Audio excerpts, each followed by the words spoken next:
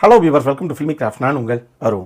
இந்த எபிசோட நம்ம பார்க்க போகிற படம் 2024 ஒரு அமெரிக்கன் கிரைம் த்ரில்லர் படமாக வெளியான லேக் ஜார்ஜ். இப்போ அந்த படத்துடைய கதை என்ன அப்படின்னு கேட்டிங்கன்னா, படத்தில் நம்ம கதாநாயகனுடைய பேர் டான். இவர் 10 வருஷத்துக்கு முன்னாடி ஒரு இன்சூரன்ஸ் அட்ஜஸ்டராக இருந்தவர். நம்மால் போதாத நேரம் இவர் பண்ண ஒரு சம்பவத்தில் தேவையில்லாமல் உள்ள மாட்டிக்கிட்டு கடைசியாக 10 வருஷம் ஜெயில் தண்டனை அனுபவிச்சுட்டு இப்போ தான் வெளியே வர்றாப்புல. நம்ம ஆளுக்கு ஜெயிலுக்குள்ளே இருக்கும்போது ஆர்மன் அப்படின்னு சொல்லி ஒரு நபருடைய நல்ல பழக்கம் ஒன்று ஏற்பட்டுச்சு. அந்த ஆர்மன் பணபலம் படைபலம்னு எல்லாம் இருக்கக்கூடிய ஒரு நபர். அவன் ஜெயிலுக்குள்ளே வந்துட்டு கடைசியாக கையில் இருக்க காசை வச்சு யார் யார் எப்படி கரெக்ட் பண்ணணுமோ, எப்படி கேஸை க்ளோஸ் பண்ண முடியுமோ நேக்காக பண்ணிவிட்டு அந்த பயவில் அப்பயே வெளியே வந்துருச்சு.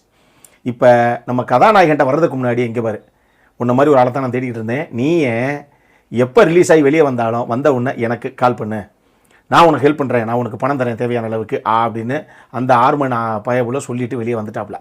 இப்போ நம்ம கதாநாயகன் 10 வருஷம் கழிச்சு இப்போ தான் ரிலீஸ் ஆகிருக்காரு. வந்தால் இவருக்கு இந்த 10 வருஷத்துக்கு முன்னாடி ஒரு அழகான குடும்பம் இருந்தது.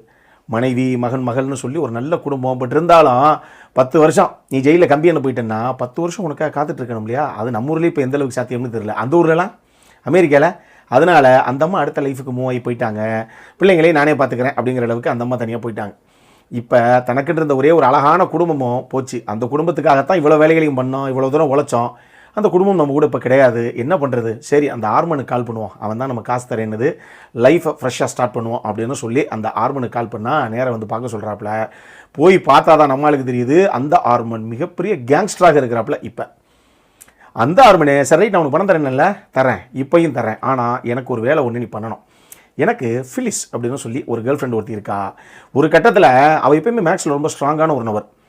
அந்த பொண்ணு நம்ம கூட இருந்துச்சுன்னா எனக்கு அவளை ரொம்ப பிடிச்சிருந்தது, அவளுக்கு எனக்கு ரொம்ப பிடிச்சிருந்தது. இந்த காதல் வயப்படுறதெல்லாம் தாண்டி என் பிஸ்னஸ்லையும் பல விஷயங்களை அவள் வந்து முன்னெடுத்துட்டு போனா, பல விஷயங்களை ரொம்ப ஸ்மார்ட்டாக ஐடியாஸை இம்ப்ளிமெண்ட் பண்ணி பக்காவாக எடுத்துகிட்டு போனா. பரவாயில்லையே, எல்லா விஷயத்தையும் நல்லா இருக்கேன், நமக்கு ஹெல்ப்ஃபுல்லாக இருக்காளேவ அப்படின்னு நினச்சா, ஒரு கட்டத்தில் கடைசியாக என்னையே ஓவர் டேக் பண்ணி பிஸ்னஸே அவ கையில் எடுத்துருவாளோங்கிற அளவுக்கு எனக்கு பயம் வந்துருச்சு. அதனால் இப்படியே விட்டு அப்படின்னா வேலைக்கு ஆகாது, அவளை நீ முடிச்சுடணும், அவளை நீ போட்டதில்லை, நீ கேட்குற கேஷை நான் உனக்கு தர்றேன் அப்படின்னா. கதாநாயகனுக்கு கேட்டால் அல்ல, யோ என்ன பார்த்தாயா சொல்கிற, ஐயோ பாவானே, ஒரு கரப்பா பூச்சியை கண்டாலே நான் ஓரமாக போயிடுவேனே, என்ன போய் கொலை பண்ண சொல்கிறானே இந்த ஆள் அப்படிங்கிற மாதிரி பார்க்குறாப்புல. அப்போ அந்த ஆள் சொல்கிறான், இங்கே பாரு, உன்கிட்ட இந்த பொறுப்பை கொடுத்ததுக்கான காரணமே நீ ஒரு 1ஆம் நம்பர் தொடர்டிங்க பையன் எல்லாருக்கும் தெரியும்.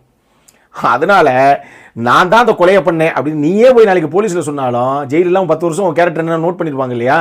இவன் ஒருத்தன் சும்மா இருக்குங்க, இவன் போய் ட்ரௌசர் சட்டையை மாட்டுவான்னாவே 10 நிமிஷம் 15 நிமிஷம் கழிச்சு தான் வருவேன், அப்படி ஒரு ஆள். இவன் போய் கொலையை பண்ணிடுறானா தேடி போய் அப்படின்னு ஒரு பையன் நீயே சொன்னால் நம்ப மாட்டாங்க. அதனால தான் சொல்கிறேன், இந்த கொலையை பண்ணுறதுக்கு சரியான ஆள் நீ தான். ஆனால் போட்டு தள்ளிட்டு வா, உனக்கு என்ன பணம் வேணுமோ அதை 2 மடங்காக கூட நான் தரேன், போயிட்டு வா அப்படிங்கிறாப்புல. இப்போ நான் பண்ண மாட்டேன்னா என்ன பண்ணுவீங்க அப்படின்னா, கூட அடியாள் அந்த ரைட் ஹேண்ட் லெஃப்ட் ஹேண்ட் இருப்பாங்க இல்லையா, அந்த மாதிரி ஒரு ஹேண்டு ஒன்று பக்கத்தில் நிற்கிது. அந்த ஆளுக்கிட்ட இவன் சொன்னால் லைக் பண்ண மாட்டான், இவனே நீ முடிச்சு விட்ரு அப்படிங்கிற அந்த ஆர்மனு. ஐயோ, இப்போ கதாநாயகனுக்கு கையில் இருக்க ஆப்ஷனு ஒன்று நம்ம செத்துறணும், இல்லைன்னா நம்ம அந்த கொலையை பண்ணணும். சரி ஓகே, நான் கொலையவே பண்ணிட்டு தரப்பா, நீ காசை மட்டும் எடுத்து வச்சிரு அப்படின்னு நம்ம கதாநாயகன் கிளம்புறாப்புல. இதுக்கப்புறம் இந்த கதையில் என்ன தான் நடந்தது அப்படிங்கிறது தான் இந்த படத்துடைய மொத்த கதையை. இந்த படம் ஜெஃப்ரி ரெய்னருடைய படம். அதாவது இந்த படம் பார்க்கும்போது 2007 வெளியான உலக பிரசித்தி பெற்ற நோ கண்ட்ரி ஃபார் ஓல்ட் மேன்கிற படம் தான் எனக்கு ஞாபகம் வந்தது. அந்த படத்துக்கு மிகப்பெரிய ரசிகர் கூட்டம் இருக்குது அப்படிங்கிறத யாராலும் மறுக்க முடியாது. அதுக்கு முக்கியமான ஒரே காரணமே அந்த படத்தில் சித்தரிக்கப்பட்ட அந்த ஆண்டன் சிகாருடைய கதாபாத்திரம். அதை ப்ளே பண்ண ஜேவியர் பாடத்துடைய பெர்ஃபார்மன்ஸ் சும்மா பிச்சு படம் எடுத்துருப்பாப்புல. அந்த ஆள் அந்த ஏர்கனோட உள்ளே வர்றாரு ஸ்க்ரீனில் அப்படின்னாலே செத்தான், இன்னைக்கு எவன் போகிறானோ அனாத படமா அப்படிங்கிற அளவுக்கு மரண பீதியை கிளப்பியிருப்பாப்புல. அந்த மாதிரி ஒரு கேரக்டரைசேஷனு ஜேவியர் பாடம் பிச்சு படம் எடுத்திருப்பாப்புல அந்த படத்தில். ஜேவியர் பாடம் அந்த மாதிரி கதாபாத்திரங்கள்லாம் வரலாற்று இன்னும் பேசக்கூடிய கதாபாத்திரங்கள் அப்படியெல்லாம் இதுக்கப்புறம் நினைச்சாலும் எழுத முடியாது. உதாரணத்துக்கு ஜேவியர் பாடம் வந்து நோ கண்ட்ரி ஃபார் ஓல்ட் மேனில் பண்ண அந்த கேரக்டர் ஆகட்டும், ஆர்னோ ஃப்ரெஸ்ட்னு சொல்லி ஒரு ஆர்டிஸ்ட் வந்து ஃபன்னி கேம்ஸ்னு 1997 நினைக்கிறேன் அந்த படம், அதில் பண்ண கேரக்டர் ஆகட்டும், இதெல்லாம் இன்னொருத்த இனிமேல் எழுதவும் முடியாது, இன்னொரு தடவை பண்ணவும் முடியாது. ஈவன் நம்ம ஷைனிங்கில் நம்ம ஜாக் நிக்கல்சன் பண்ணியிருப்பாரு, அதெல்லாம் வாய்ப்பே கிடையாது ராஜா. இனிமேல் அப்படி ஆர்டிஸ்ட்லாம் பிறக்கவும் முடியாது, இனிமேல் அப்படி கேரக்டர் எழுதவும் முடியாது, யாரையும் நடிக்கவும் முடியாது. அந்த மாதிரி எழுதப்பட்ட கேரக்டர்ஸ்னு வச்சுக்கோங்களேன். அந்த அளவுக்கு இன்னும் பேசின கேரக்டருங்கிறனால நீங்கள் அப்படியெல்லாம் கம்பேர் பண்ணக்கூடாது. இதில் ஷேவிகமும் சரி, கேரி கூனும் சரி, இந்த 2 பேர் தான் ஹீரோ ஹீரோயின். கிட்டத்தட்ட 2மே கான்ட்ராஸ்டான கேரக்டர். இவர் ஒரு கம்ப்ளீட் தொடர்நடிங்கி, அந்தம்மா துப்பாக்கி எடுத்து எவனவனா சட்டுன்னு போட்டு போயிட்டே இருக்கும், அந்த மாதிரி ஒரு கேரக்டர் அவங்க. இந்த 2 கேரக்டர் தான் கிட்டத்தட்ட படத்தில் ஒரு 80-90% எல்லா ஃப்ரேம்ஸ்லையும் ஒன்றாவே ட்ராவல் பண்ணக்கூடிய கேரக்டர்ஸு 2 பேரும் சூப்பராக பண்ணியிருந்தாங்க. கேரி கூன் பார்க்கும்போது ஏங்க ஒரு கேரக்டரை வந்து கேரி பண்ணிட்டு போகிறதுங்கிறது அது ஒரு பியூட்டி, என்ன அது ஒரு தனி டேலண்ட் இல்லை, சும்மா எல்லாரும் பண்ணிட முடியாதுல்ல அப்படிங்கிற மாதிரி ஒரு ஃபீலை நிச்சயமாக கேரி கூன் விட்டுருப்பாங்க. அந்த மாதிரி ஒரு பெர்ஃபார்மன்ஸு அவங்கக்கிட்ட இருந்து, அதே மாதிரி அந்த படத்துடைய கிளைமேக்ஸும் நமக்குள்ளே டெஃபினட்டாக ஒரு பெரிய ஃபீலை ஒன்று விடும். அதை நான் சொல்கிறத விட நீங்கள் பாருங்கள், உங்களுக்கு தெரியும். ஸ்லோ பர்னிங் பட் நல்ல கிரைம் ட்ராமாஸ் உங்களுக்கு பிடிக்கும் அப்படின்னா நீங்கள் தேடிட்டு இருக்க படம் இதுதான். செம்மையான ஒரு படம் இது. அதே மாதிரி இந்த படத்தில் டெக்னிக்கலியும் என்ன தேவையோ உள்ளே இருந்ததுன்னு வச்சுக்கோங்களேன். குறிப்பாக சினிமோட்டோகிராஃபியும் சரி, மியூசிக்கும் சரி, படத்துடைய sound designing work, SFX work நல்லாவே பண்ணியிருந்தாங்க. சூப்பராக இருந்தது எல்லாமே. இந்த படத்தில் ஒரே ஒரு விஷயம் உங்களுக்கு உறுத்துறதுக்கான வாய்ப்பு இருக்குது. ஏன்னா இது ஒரு கிரைம் காமெடி ட்ராமாவாகத்தான் அவங்க செட் அவுட் பண்ணியிருக்காங்கிற மாதிரி அந்த காமெடி படத்தில் நம்ம லாஜிக்கெலாம் பார்க்க முடியாதுன்னு வச்சுங்களேன். இந்த படத்துலேயும் அது அறவே இருக்காது.